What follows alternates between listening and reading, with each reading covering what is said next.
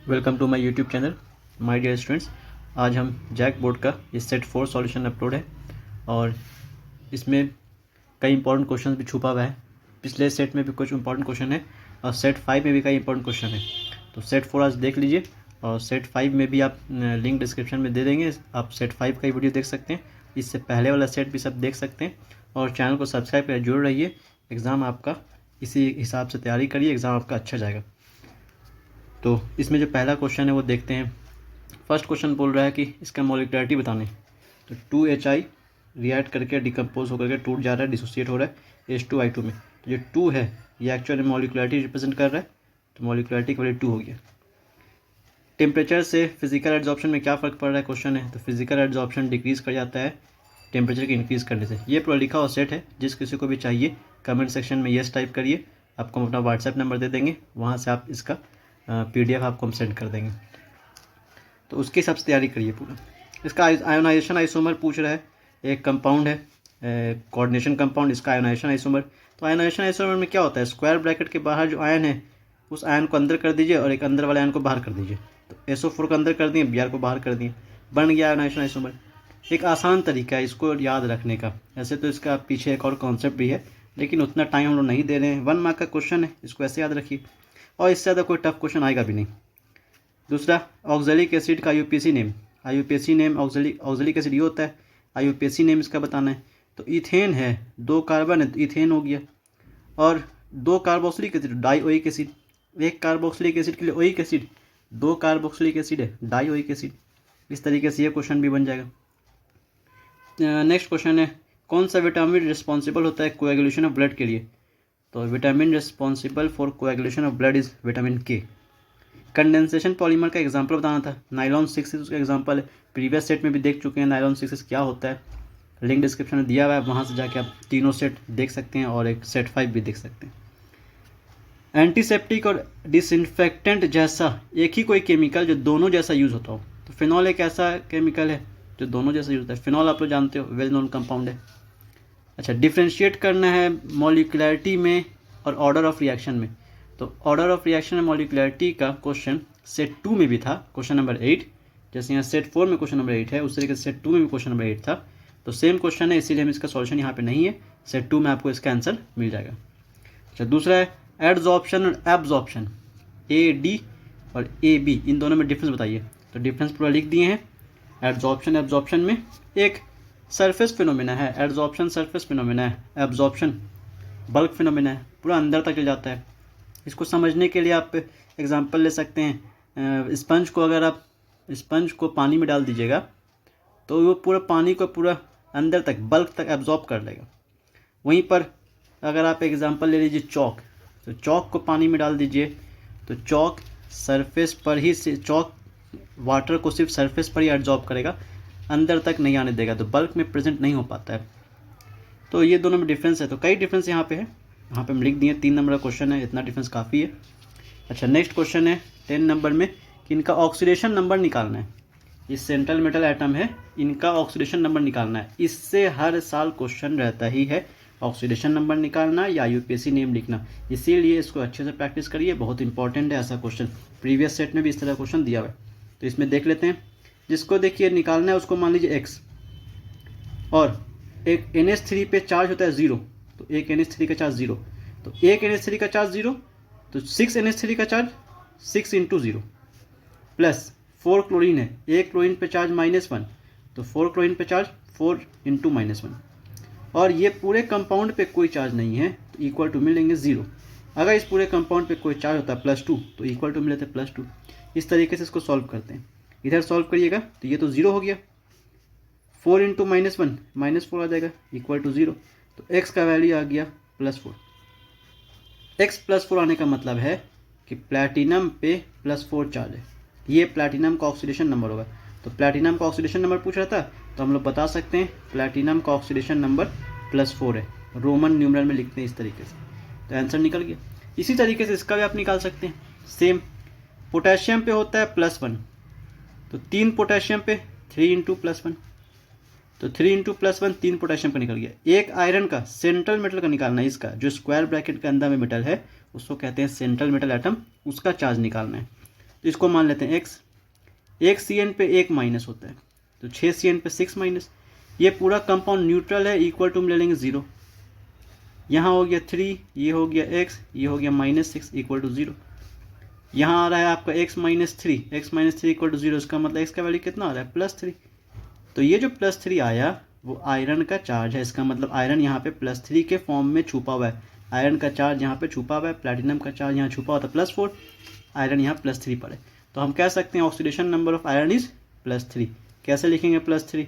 बहुत सिंपल है, iron Roman numeral में ऐसे लिखा था। नाम लिखने में इसका यूज़ भी करते हैं हम लोग।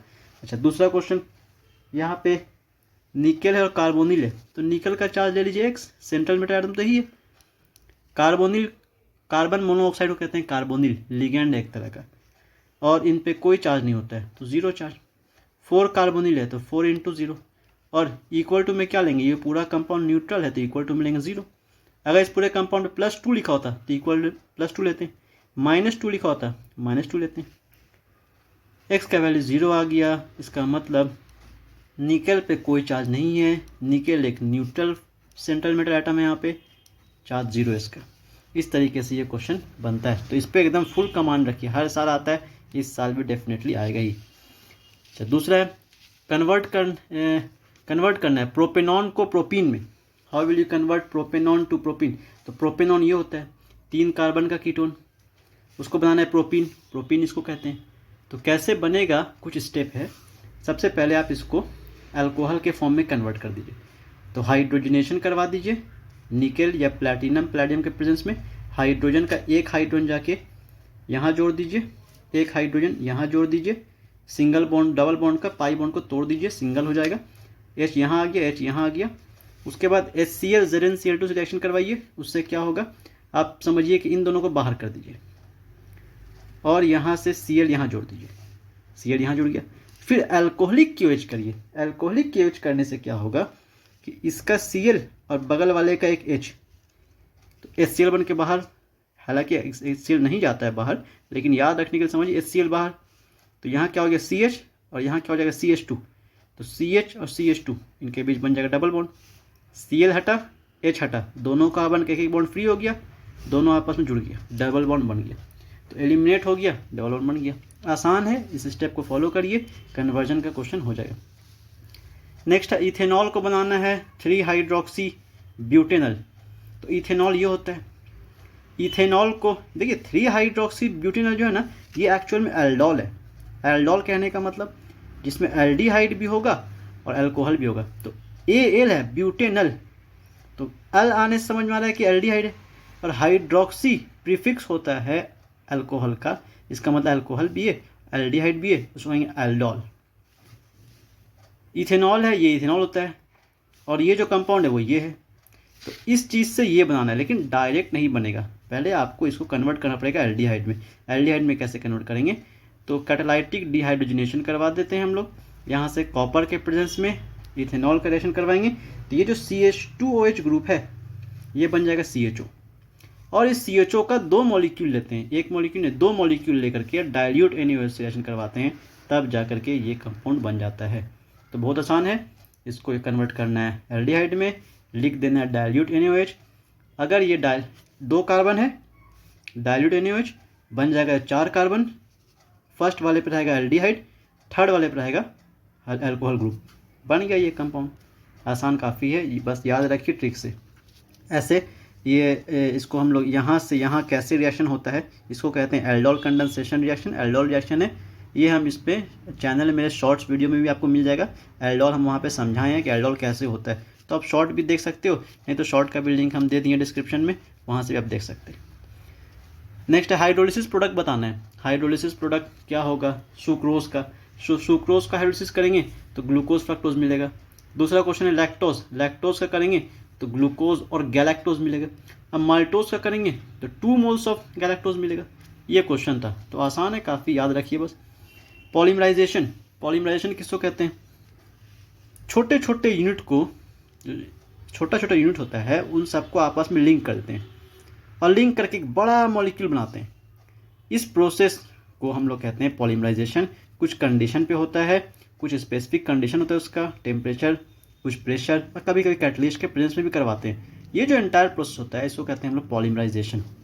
और इस पॉलीमराइजेशन का भी दो तरह का टाइप होता है, कंडेंसेशन पॉलीमराइजेशन और एडिशन पॉलीमराइजेशन।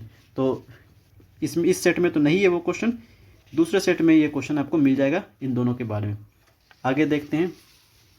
दूसरा इसमें क्वेश्चन है कि नेचुरल पॉलीमर्स और सिंथेटिक पॉलीमर्स में डिफरेंस। जो पॉलीमर बना, पॉलीमराइजेशन से पॉलीमर बनेगा, तो जो पॉलीमर बना वो नेचुरली भी मिलता है और बनाते भी हम लोग लैब में। तो नेचुरल पॉलीमर जो है उसका एग्जांपल कई है, नेचुरल रबर है, प्रोटीन्स है, स्टार्च है। और सिंथेटिक पॉलीमर ये तो हम लोगों के डेली लाइफ में यूज़ होता है, पीवीसी, प्लम्बिंग मटेरियल का जो पाइप होता है पीवीसी का होता है, बैकेलाइट जो एक तरीके से यूटेंसिल्स में, बर्तन में, प्रेशर कुकर में पीछे में हैंडल रहता है, नाइलॉन, पॉलिस्टर, ये सब एक तरह का सिंथेटिक पॉलीमर है जो हम लोग बनाते हैं लैब में। तो दोनों में डिफरेंस था, 2-3 डिफरेंस यहाँ पे लिख दिए हैं, इस तरीके से आप डिफरेंस याद कर लीजिए। दूसरा क्वेश्चन है what are food preservatives. Food preservative क्या होता है, एग्जांपल दे दीजिए। तो फूड प्रिजर्वेटिव का क्या मतलब है, जब किसी खाने को, कोई खाने वाला चीज़ जो फूड है उसको लॉन्ग टाइम तक के लिए प्रिजर्व अगर कर पाते हैं हम लोग किसी चीज़ का यूज़ करके, किसी केमिकल का यूज़ करके, तो उसको कहते हैं फूड प्रिजर्वेटिव्स। डैमेज होने से, ख़राब होने से उसको बचा के रखते हैं तो फूड प्रिजर्वेटिव कहलाता है। और एंटीऑक्सीडेंट एक अच्छा फूड प्रिजर्वेटिव होता है। और इसका एग्जांपल पूछो तो एग्जांपल कई है, BHT, BHA, सबका नाम लिख दिए हैं, ये क्या चीज़ होता है यहाँ पे दिखा दिए हैं। नेक्स्ट क्वेश्चन है integrated rate equation for first order reaction. First order reaction के लिए इंटीग्रेटेड रेट इक्वेशन डिराइव करके बताना है। ये 5 नंबर का क्वेश्चन है, 2 पार्ट है इसमें। पहला पार्ट में A नंबर में ये पूछा कैसे करते हैं। एक रिएक्शन ले लिए, रिएक्टेंट है, कन्वर्ट हो गया प्रोडक्ट में, रिएक्ट किया, रिएक्ट करने के बाद प्रोडक्ट में कन्वर्ट हो गया। फर्स्ट ऑर्डर रिएक्शन है तो रेट इस तरीके से लिखेंगे, rate of reaction equal to rate constant into concentration of reactant to the power 1, क्योंकि फर्स्ट ऑर्डर रिएक्शन है। सेकेंड ऑर्डर होता है तो 2 लिखते हैं। दूसरा, रेट को हम लोग इस तरीके से भी निकाल सकते हैं, डिफरेंशियल रेट इक्वेशन। रेट को ऐसे भी ले सकते हैं, minus D of concentration of R by dt। और उसके बाद फिर इंटीग्रेट करने के लिए t को यहाँ भेज देते हैं, R को यहाँ ले आते हैं, तो बन जाता है 1/r dr, माइनस को इधर भेज दिए, माइनस के dt। ये ऐसे समझिए, दोनों तरफ माइनस, इस इक्वेशन में दोनों तरफ माइनस से मल्टीप्लाई कर दिए, तो ये माइनस माइनस मिलकर प्लस हो गया, इधर आ गया माइनस के dt। अब दोनों तरफ इंटीग्रेट करना है, तो इंटीग्रेट करने टाइम में कुछ लिमिट लेना पड़ेगा, कहाँ से कहाँ तक। तो इंटीग्रेट कर रहे हैं हम लोग टाइम t1 से लेकर t2 तक। ये t1 से लेकर t2 तक इंटीग्रेट करने का क्या मतलब होगा, सपोज करिए आप 12 बजे रिएक्शन स्टार्ट किए, तो t1 है, 12:30 में, 12:30 में आप रिएक्शन ख़त्म कर दिए, वो t2 है। तो 12:30 में जो रिएक्शन स्टार्ट किए उसको हम लोग, तो कितना देर रिएक्शन हुआ, 12 से 12:30 में 30 मिनट का रिएक्शन हुआ। तो 12 बजे जो स्टार्ट किए उसको हम लोग मान रहे 0 टाइम। अब 12:30 जो बीत गया, 12:30 बज गया, घड़ी का टाइम हो गया 12:30, तो क्या मतलब 30 मिनट बीत चुका है। तो t2 को हम लोग मान लिए 30 मिनट, मीन्स उसका नया टाइम दे दिए t, 0 मिनट से लेके t मिनट तक, 0 मिनट से लेके 30 मिनट तक रिएक्शन हो गया, ऐसे समझते हैं। इस टाइम में कंसंट्रेशन R0 है, 30 मिनट बाद रिएक्टेंट का कंसंट्रेशन R हो गया। जब भी रिएक्शन होगा तो रिएक्शन में रिएक्टेंट का क्वांटिटी, उसका हमेशा क्वांटिटी घटेगा। तो घट के कितना हो गया, शुरू में फुल था, मैक्सिमम इतना जब रिएक्शन स्टार्ट किए थे।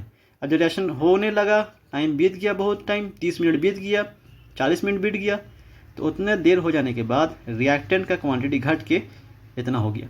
पहले मान लीजिए 10 मोल्स पर लीटर था, घट के हो गया 2 मोल्स पर लीटर, तो 8 मोल रिएक्ट कर चुका है, 2 मोल अभी भी बचा हुआ है। तो ये जो रिएक्शन हुआ, ये जो क्वांटिटी बचा, वो फाइनल कंसंट्रेशन कहलाएगा।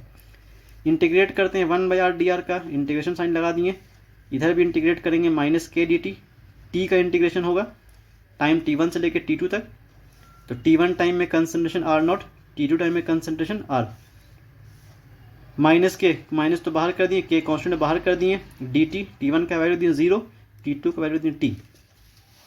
1/r का इंटीग्रेशन होता है ln r कर दिए, लोअर लिमिट अपर लिमिट रख दिए, माइनस के, dt का इंटीग्रेशन होता है t, lower limit upper limit रख दिए इस तरीके से।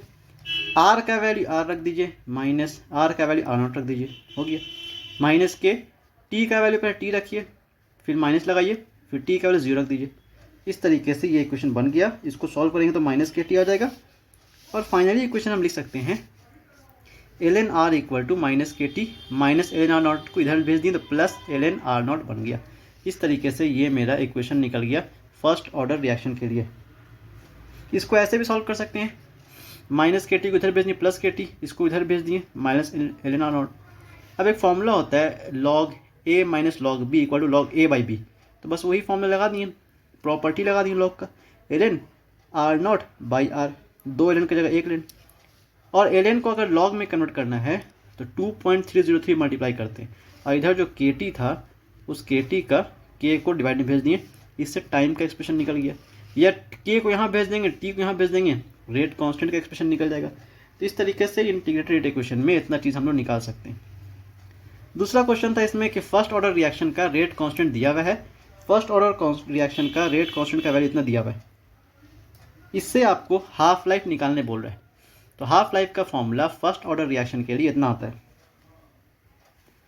अब जो ये हाफ लाइफ निकालना है तो बहुत आसान है, 0.693 बाई के का वैल्यू रख दीजिए, के का वैल्यू हम रख दिए, कैलकुलेशन कर रहे थे छोड़ दिए, अभी यहाँ पे करके दिखाते हैं। तो 5.5 पॉइंट हटाएं, ऊपर 10 लगा दिए, इसका पॉइंट हटाएं, यहाँ लगा दिए 10 टू द पावर -3, क्योंकि ये 1000 तो नीचे आता है, ऊपर जाएगा तो बन जाएगा 10 टू द पावर -3। 5 से कैंसिल किए 11 बार में, 5 से कैंसिल 2 बार में, 11 से देखिए ये कैंसिल हो रहा है, 6 टाइम्स में 66, 3 बच गया, 3 टाइम्स में 33, दोनों को मल्टीप्लाई कर दीजिए, आ रहा है 126 और ये पावर चल जाएगा तो बन जाएगा ऊपर 10 टू द पावर +11 +14, तो +14 -33 बन जाएगा 10 टू द पावर 11। इसको आप और अच्छे से लिख सकते हो, T half equal to 1.26 into 10 to the power 13 second. Half life एक ऐसा टाइम होता है जहाँ पर रिएक्टेंट का कंसंट्रेशन जो शुरू में लेते हैं उसका आधा होने में जो टाइम लगता है उसको कहते हैं हाफ लाइफ। सपोज रिएक्टेंट का कंसंट्रेशन शुरू में 10 था तो 10 से 5 होने में टाइम लगेगा, उसको कहेंगे हाफ लाइफ। तो ये जो भी रिएक्शन है, जिस रिएक्शन का रेट कांस्टेंट इतना है, उसका हाफ लाइफ इतना आ रहा है, बहुत ज़्यादा है, इतना सेकंड, उतना टाइम लगेगा आधा होने में। इसका मतलब है कि रिएक्शन काफ़ी स्लो हो रहा है। इस तरीके से हम लोग इसको समझ सकते हैं। नेक्स्ट क्वेश्चन देखते हैं, ये सब 5 नंबर का क्वेश्चन सब है। रिएक्शन कंप्लीट करना है, कंप्लीट द फॉलोइंग रिएक्शन। कैसे कंप्लीट करेंगे? ये सब रिएक्शन तो बेसिक वाला है, इथीन है, ऑटो से रिएक्ट कराएंगे, ऑक्सीडाइज होकर ये बन जाएगा CaF2H2SO4, यहाँ CaSO4 और ये निकल जाएगा HF, आसान HF बन गया। H2O और SO3 H2SO4 बना देगा। ये रिएक्शन थोड़ा सा बस नया है आप लोगों के लिए, I2 और क्लोरीन का वाटर के प्रेजेंस में रिएक्शन। I2 एक सॉलिड है, क्लोरीन एक गैस है, HiO3 बन जाएगा और HCl बन जाएगा। कितना मोल्स? 2 मोल्स या 10 मोल्स। ये रिएक्शन बैलेंस कर सकते हैं। एकदम बेसिक क्वेश्चन, एल्यूमिनियम ऑक्सीजन का रिएक्शन Al2O3, ऐसा क्वेश्चन आ जाए तब तो एग्जाम में मज़ा ही मज़ा, बल्ले बल्ले हो जाएगा, एकदम ईजी क्वेश्चन है। नेक्स्ट है कार्बाइल अमीन रिएक्शन। इसका भी हम शॉर्ट वीडियो बना चुके हैं, तो शॉर्ट्स आपका यूट्यूब में मिल जाएगा, उसका भी लिंक डिस्क्रिप्शन में दे दिए, वहाँ से आप जाके देख सकते हो इस रिएक्शन को कैसे करवाता है। कार्बाइल अमीन रिएक्शन में कार्बाइल अमीन बनता है, इसको कहते हैं अमीन, ये कहलाएगा कार्बाइल। तो ये प्रोडक्ट बनाना है, कैसे बनता है अमीन का, इसमें भी एक कंडीशन है, 1 डिग्री अमीन होना चाहिए। तो 1 डिग्री अमीन में ये रिएक्शन हो पाएगा, 2 डिग्री और 3 डिग्री शो नहीं होगा। तो अमीन का रिएक्शन क्लोरोफॉर्म से, CHCl3 से और KOH से। तो इससे 3 KOH ले लीजिए, उससे आपको रिएक्शन याद रखना आसान होगा। लेकिन कभी भी एग्जाम में ऐसे शो नहीं करिएगा, ये साइड में ट्रिक बनाइए और फिर फाइनल लिखिए यहाँ पे 3 KOH, ऐसे करके रिएक्शन करवा दीजिए। एग्जाम में पूरा ऐसे बनाने की जरूरत नहीं है। 3 KCl बाहर निकल गया, 3 H है, 3 OH है, 1 H 1 OH, 1 वाटर बनाएगा। तो 3 H और 3 OH 3 वाटर बनाएगा, 1 KCl, ऐसा 3 KCl, बच क्या गया RN और C को यहाँ ला के जोड़ दीजिए, बन गया RNC। इस तरीके से ये रिएक्शन भी कंप्लीट हो जाएगा हम लोगों का। नेक्स्ट है स्टेफन रिडक्शन। स्टेफन रिडक्शन एक अच्छा रिडक्शन मेथड है जहाँ पर RCN का अल्केन नाइट्राइल का रिएक्शन करवाते हैं SnCl2 से प्लस HCl से। इससे आपको क्या याद रखना है, इस कार्बन और हाइड्रोजन में एक एक हाइड्रोजन लगा देना है। Addition of hydrogen is reduction, तो एक एक हाइड्रोजन लगा दीजिए, CH बन जाएगा, NH बन जाएगा, इनके बीच ट्रिपल बॉन्ड तो अब बन जाएगा डबल बॉन्ड। फिर इसका रिएक्शन करवा देंगे वाटर से, वाटर से करवाएंगे तो देखिए कितना अच्छे से ट्रिकी हम बताएं यहाँ से कि NH3 बाहर, O ला के यहाँ जोड़ दीजिए, क्या बन जाएगा CHO। इस मेथड को हम लोग कहते हैं स्टेफन रिडक्शन। तो स्टेफन रिडक्शन से अल्केन नाइट्राइल कन्वर्ट हो जाता है एल्डिहाइड में। जितने कार्बन का अल्केन नाइट्राइल होगा उतने ही कार्बन का एल्डिहाइड भी बन जाएगा। नेक्स्ट, लेकिन ये जो मेथड है, ये मेथड फॉर्मल्डिहाइड बनाने के लिए अप्रोप्रिएट नहीं है, फॉर्मल्डिहाइड इससे नहीं बन पाएगा। नेक्स्ट, सल्फोनेशन ऑफ एनिलीन पूछा, सल्फोनेशन ऑफ एनिलीन पर बताइए, शॉर्ट्स नोट्स लिखिए। तो क्या होता है सल्फोनेशन ऑफ एनिलीन? एनिलीन का रिएक्शन सल्फ्यूरिक एसिड से, सल्फ्यूरिक एसिड का एक H+ को एक्सेप्ट कर लेगा, ये बन जाएगा NH3+, और क्या बचेगा HSO4 minus, HSO4 minus negative है, NH3+ पॉजिटिव है, दोनों आपस में जुड़ जाएगा। लेकिन जब इन दोनों को हीट करेंगे तो हीट करने से H2O बाहर हो जाता है, यहाँ बनता है NH2 और फिर SO3H। ये जो कंपाउंड बना है इसका नाम है एनिलीन हाइड्रोजन सल्फेट एनिलीनियम, और इसका नाम होता है सल्फेनिलिक एसिड। और ये देखिए इसके पास है लोन पेयर, तो ये एक बेसिक एंड है, और SO3H के पास है रिलीज करने वाला H+, तो एक एसिडिक एंड है। इस एसिडिक और बेसिक एंड में ही आपस में रिएक्शन चलता रहता है, जो कि रिवर्सिबल रिएक्शन होता है, और इससे H+ यहाँ ये एक्सेप्ट कर लेता है तो बन जाता है NH3+, ये H+ रिलीज करता है तो बन जाता है SO3-। इस तरीके से ये जो एक आयन बना अपने आप में, जो एक आयन है, इसको हम लोग कहते हैं ज्विटर आयन। लेकिन ये ज्विटर आयन एक तरीके से न्यूट्रल है, क्योंकि इसी एक ही स्पेसिस पे पॉजिटिव भी एक है, नेगेटिव भी एक है।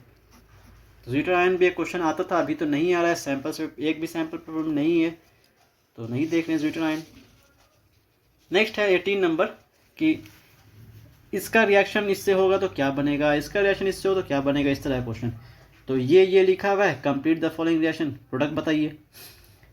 इथाइल बेंजीन, याद रखिए इथाइल बेंजीन हो, मिथाइल बेंजीन हो, कैसा भी कार्बन चेन यहाँ पे जुड़ा हुआ हो, कितना बड़ा भी कार्बन चेन है, KMnO4 QH अगर लिखा हुआ है, अगर एसिडिक मीडियम नहीं है, H+ नहीं लिखा हुआ है, सिर्फ KMnO4 QH है, तो एक कार्बन का कार्बोक्सिलिक ग्रुप बनाइए और H की जगह K लगाइए। अगर H+ भी लिखा होता तो यहाँ पे आप H लगाते, K नहीं लगाते, ठीक है। याद रखिए रिएक्शन को, QH के साथ साथ यहाँ KMnO4 का स्लैश में H+ भी दे सकता है। अगर H+ दे तब यहाँ पे H लगाइएगा, नहीं लिखा हुआ एसिडिक, H+ नहीं लिखा हुआ है तो K लगाइए, KOH। NaOH दे देगा तो Na लगाइएगा।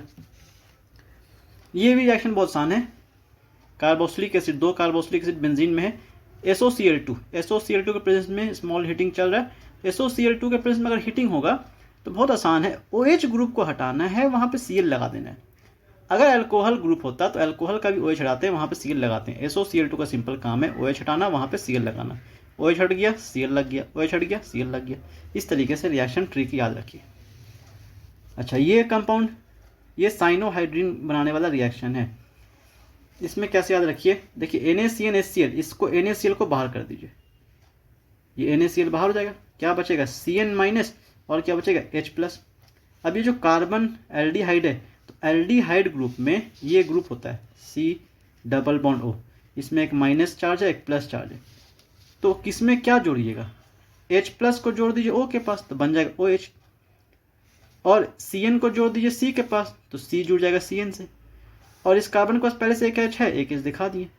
तो कार्बोनिल ग्रुप पर ये रिएक्शन होता है, कीटोन में भी, एल्डिहाइड में भी। इस तरीके से रिएक्शन याद बना सकते हैं, इसको कहते हैं साइनोहाइड्रिन प्रोडक्ट। दूसरा है ये बेंजीनामाइड कंपाउंड है, एसिड के प्रेजेंस में हाइड्रोलिसिस हो रहा है, वाटर से रिएक्शन हो रहा है। इसको याद रखने का ट्रिक है कि आप ऐसे ले लीजिए, वाटर HOH, इससे आप NH3 को बाहर कर दीजिए, OH को यहाँ जोड़ दीजिए, कंपाउंड बन गया। तो इस कुछ ट्रिक से रिएक्शन आप याद रख सकते हो आराम से। दूसरा है कार्बोक्सिलिक एसिड का नाइट्रेशन रिएक्शन, इसको कहते हैं नाइट्रेशन रिएक्शन। कंसनट्रेटेड HNO3 के प्रेजेंस में और कंसनट्रेटेड H2SO4 के प्रेजेंस में रिएक्शन होगा। कुछ नहीं करना है, मेटा पोजीशन, ये कहलाता है ऑर्थो, ये मेटा पोजीशन पे आपको NO2 ग्रुप जोड़ देना है। तो जब भी ये दोनों चीज़ लिखा हो तो NO2 ग्रुप बेंजीन में जुड़ता है, लेकिन कभी कभी ऑर्थो पे जुड़ता है, कभी पारा पे जुड़ता है। तो ये डिपेंड करता है कि कौन सा ग्रुप है, इलेक्ट्रॉन विदड्रॉइंग ग्रुप है कि इलेक्ट्रॉन डोनेटिंग ग्रुप है। ये टाइम सही नहीं है कि उस पर डिस्कस करें कि किस में कहाँ पे जुड़ता है, लेकिन अभी याद रखिए कार्बोक्सिलिक एसिड ग्रुप में ये NO2 यहाँ जुड़ेगा। हेलो एरिन्स रहता तो ऑर्थो पे जुड़ता है, ठीक है, याद रखिए। फिनॉल ग्रुप रहता तो वहाँ पर भी ऑर्थो पे जाकर जुड़ता। तो इस तरीके से याद रख सकते हैं हम लोग। नेक्स्ट है 19 नंबर क्वेश्चन। 19 नंबर क्वेश्चन में बोल रहा ट्रांसक्विलाइजर्स क्या है, तो ये सेट 3 में क्वेश्चन नंबर 14 का क्वेश्चन है, वहाँ पे इसके बारे में लिखा हुआ है, वहाँ से आप ले सकते हो। दूसरा एंटी फर्टिलिटी ड्रग्स, तो एंटी फर्टिलिटी ड्रग्स के बारे में भी शॉर्ट नोट्स लिखा हुआ है। आर्टिफिशियल स्वीटनिंग एजेंट्स, इसके बारे में भी एग्जाम्पल के साथ, सबका एग्जाम्पल के साथ लिखना है, नोट्स एग्जाम्पल के साथ लिख दिए हैं। जिनको ये चाहिए कमेंट सेक्शन में यस करिए, हम यस टाइप कर दीजिए, व्हाट्सएप नंबर हम सेंड करेंगे, वहाँ से आप इसको PDF बना के आपको सेंड कर देंगे। नेक्स्ट फूड प्रिजर्वेटिव, तो फूड प्रिजर्वेटिव इसी में तो सेट 4 में ही, इसी सेट में तो दिया हुआ है क्वेश्चन नंबर 14 फूड प्रिजर्वेटिव के बारे में, तो इसके बारे में तो लिखा ही हुआ है इसी सेट में। एनाल्जेसिक, एनाल्जेसिक क्या है, एनाल्जेसिक के बारे में लिख दिए, एक तरीके से पेन रिलीवर्स होता है। तो इस सेट में ही इतना। चैनल को सब्सक्राइब कर जुड़ जाइए, मिलते हैं नेक्स्ट वीडियो में। Thank you.